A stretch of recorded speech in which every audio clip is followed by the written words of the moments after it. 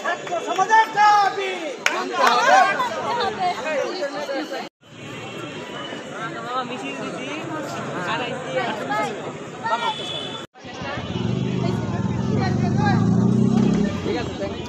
কারণে ওনাকে পদত্যাগ করতে পেরেছি।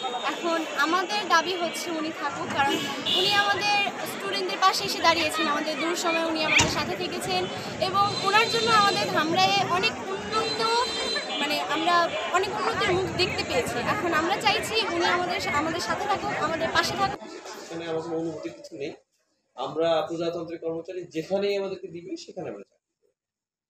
ঠিক আছে। আর ছাত্ররা যেহেতু তারা চেয়েছে অনেক কিছু, তারা যেহেতু দাবি দেওয়া করেছে, আমার অনুভূতির জায়গা যদি আপনি জানতে চান তাহলে আমি একটু বলতে পারি যে আমি একটু ইমোশনাল হয়ে গিয়েছি। নিশ্চয়ই আমি তাদের ভালোবাসা, একজন উপজেলা নির্বাহী অফিসার উপজেলা কাজ করলে সর্বস্তরের মানুষের জন্য কাজ করেছি, কিছুটা হলে কাজ করেছি, তাহলে তারা এই ভালোবাসাটা পেতাম।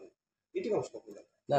কৌশলটা এখানে আসলে কোনো কৌশল নাই, আমি আসলে নিজেও জানি না, এই প্রশ্নের উত্তর আসলে আমার জানা নাই।